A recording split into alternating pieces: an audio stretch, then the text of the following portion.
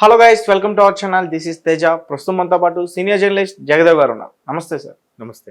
So brother Anil Kumar గారు, షర్మిల గారి భర్త, గతంలో వైఎస్ఆర్సీపీ పార్టీకి నేను చాలా ఖర్చు పెట్టాను, ఇప్పుడు చెల్లి అన్న దగ్గరికి వెళ్ళినా నేను మాత్రం ఎట్టి పరిస్థితుల్లో నేను వెళ్ళను, గెలిచిందేమో వాళ్ళు, పదవులు వాళ్ళకి, మరి మాకేంటి. సో ఈ విధంగా ఆయన మాట్లాడినట్టు కొంతమంది బయట రాజకీయ విశ్లేషకులు చర్చిస్తున్నారు.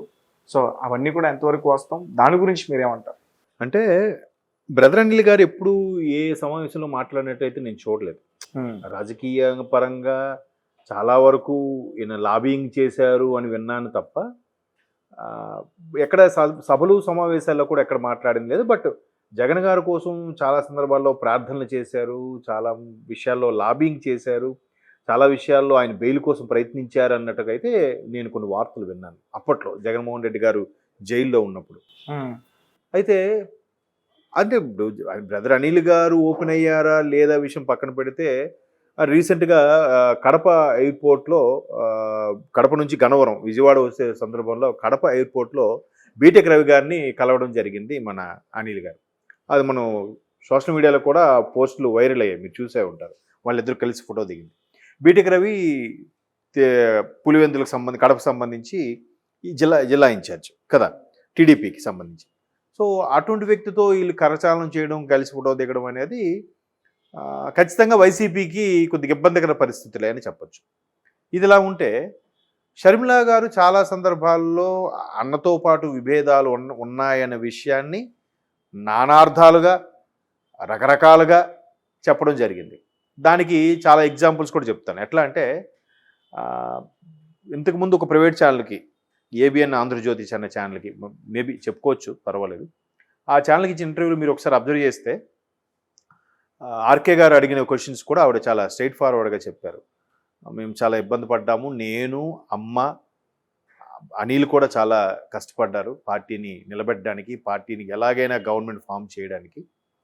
బట్ మాకు అంత గుర్తింపు దక్కలేదు, పైగా మాకు కనీసం ప్రాధాన్యత ఇవ్వలేదు, అందుకే రాష్ట్రం వదిలి మేము పక్క రాష్ట్రంకి వచ్చేసామనే భావం వచ్చేలాగా చెప్పారు. ఆవిడ చాలా జాగ్రత్తగా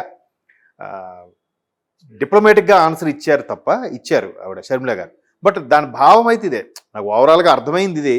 బట్ ఆవిడ కొంచెం డిప్లొమాటిక్గా ఆన్సర్ ఇచ్చారు. ఇట్లా అది మేము చేసామన్నా, మేము చాలా కష్టపడ్డామన్నా అన్నట్టుగానే మాట్లాడారు. అదొక ఎగ్జాంపుల్.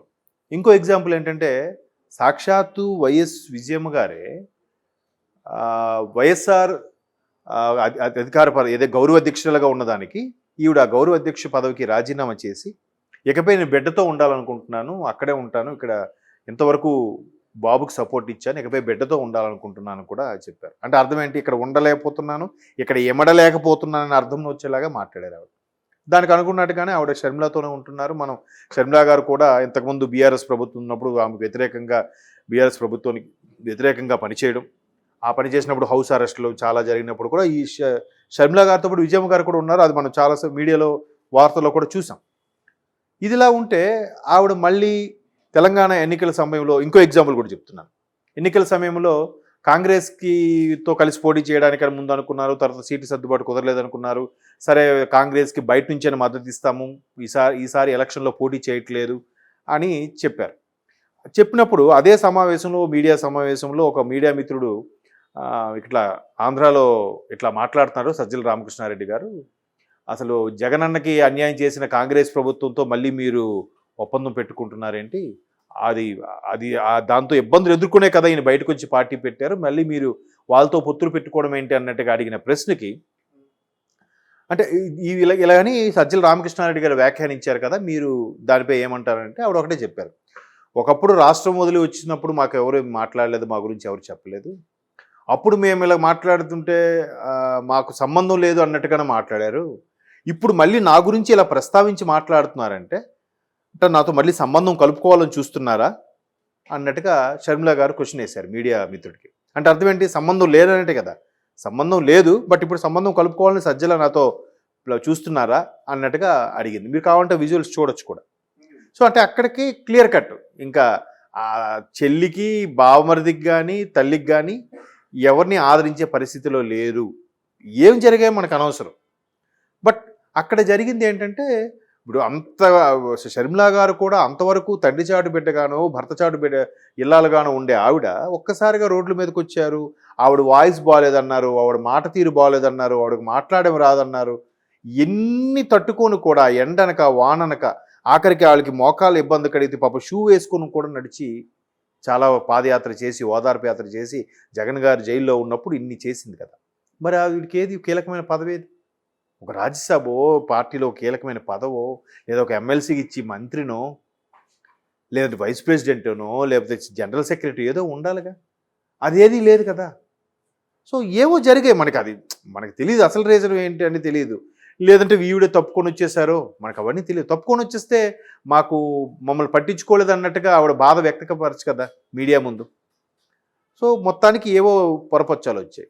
అప్పుడు అదే ప్రైవేట్ ఛానల్కి ఇచ్చిన ఇంటర్వ్యూలో కూడా చెప్పారు, నేను అమ్మ కష్టపడిన అర్థం ఉంది, అనిల్ కూడా దీనికోసం కష్టపడ్డారు అన్నట్టు కూడా షర్మిలా గారు ఆ సందర్భంగా చెప్పడం జరిగింది. మేబీ ఇలాంటివి జరిగినప్పుడు మళ్ళీ మేనల్లుడు అదే రాజారెడ్డి పెళ్లికు కోసం సో జగన్మోహన్ రెడ్డి గారు శుభలేఖ ఇవ్వడానికి వెళ్ళడము, మళ్ళీ ఇద్దరు కలుసుకున్నారని, శుభలేఖ ఇస్తే ఆయన కూడా వస్తానన్నాడని, మేబీ వచ్చి అంతా అయితే ఖచ్చితంగా ఆయనకి యాంటీగా పనిచేస్తారన్నట్టు కూడా కాకుండా మళ్ళీ ఆయనకి యాంటీగా ఉంటూనే ఫేవర్గా పనిచేసేలా ఉందని కూడా కొన్ని వార్తలు ఉన్నాయి.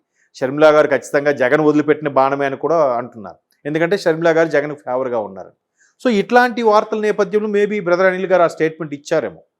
మరొక వైపు ఖర్చు పెట్టలేను, ఇప్పటికే చాలా ఖర్చు పెట్టానని అన్నారు కదా. దానికి సంబంధించిన సందర్భం ఏంటంటే ఇక్కడ ఇప్పుడు పీసీసీ చీఫ్ అయితే ఖచ్చితంగా పార్టీని భుజాలకు ఎత్తుకోవాలి, అన్ని రకాలుగా పని చేయగలగాలి కదా, అందరినీ పురమాయించాలి, బురద జల్లాలి, విమర్శకులు అక్కడ అన్నైనా తల్లి అయినా చెల్లైనా ప్రతి ఒక్కరిని విమర్శించాలి, దుయ్యబట్టాలి. కాబట్టి దాంతోపాటు ఖర్చుతో కూడుకున్న పని, బాధ్యతతో కూడుకున్న పని. కాబట్టి మేము ఇప్పటికే చాలా ఖర్చు పెట్టాం, కోల్పోయాం, ఇంకా మేము ఖర్చు పెట్టలేమన్నట్టుగా షర్మిలా గారు చెప్తే దానికి రేవంత్ రెడ్డి గారు కూడా సపోర్ట్ ఇచ్చి మీరేం అవసరం, మీ అవసరమైతే నేను హెల్ప్ చేస్తాను, మీరు ఎలాగైనా మళ్ళీ ఆంధ్రలో కాంగ్రెస్ని బతికించండి అన్నట్టు కూడా అధిష్టానంతో పాటు రేవంత్ రెడ్డి గారు ఒత్తాసు పలుకుతూ షర్మిలా గారిని ఎంకరేజ్ చేశారట కదా. అంటే మొత్తానికి పీసీసీ చీఫ్ ఇచ్చి ఎలాగైనా కాంగ్రెస్ని ఆంధ్రాలో మళ్ళీ బతికించి పైకి తీసుకురావాలని కాంగ్రెస్ అధిష్టానం యొక్క ఆలోచన.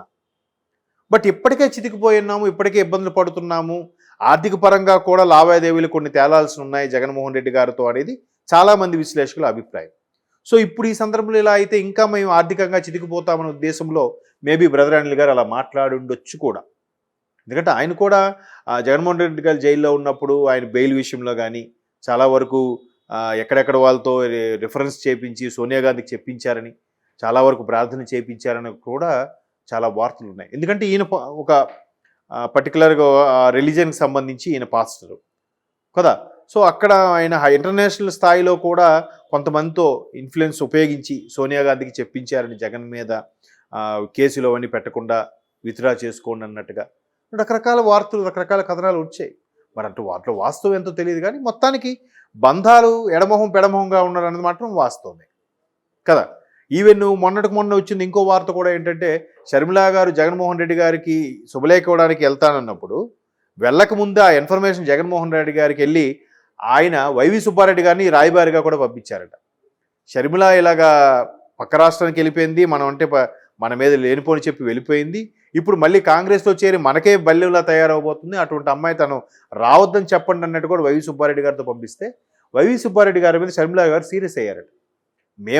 మమ్మల్ని బయటికి గంటేసినప్పుడు, బయటికి నెట్టబడినప్పుడు, లేదా మేము పక్క రాష్ట్రంకి వెళ్ళిపోయినప్పుడు అప్పుడు ఎవరూ మాట్లాడలేదు, అప్పుడు ఏ బాబాయి ఏ మామయ్య ఎవరూ రాయబారం చేయలేదు, ఇప్పుడు మీరెందుకు వచ్చి రాయబారం చేస్తున్నారు మా బాబాయ్ అన్నట్టుగా షర్మిలా గారు వైవి సుబ్బారెడ్డి గారితో కూడా కొంచెం సీరియస్ అయ్యారట. అంటే ఇవన్నీ కూడా వార్తలు వస్తున్నాయి. అంటే కొంత వైసీపీ శ్రేణుల నుంచి వచ్చిన వార్త, కొంత మీడియా మిత్రుల నుంచి వచ్చిన వార్త, మరికొంత దానికి కొంచెం యాడ్ అయిన సోషల్ మీడియాలో వచ్చి వార్తలు వస్తున్నాయి.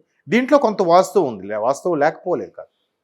సో వీటన్నిటి మీద మేబీ బ్రదర్ అనిల్ గారు ఇప్పటికైనా స్పందించి నోరిప్పారేమో. ఇప్పటికైనా ఇవ్వకపోతే ఇంకా ఏముంది, ఇంకా అలాగే అనగదొక్కబడతారు. Okay, right. Thank you so much.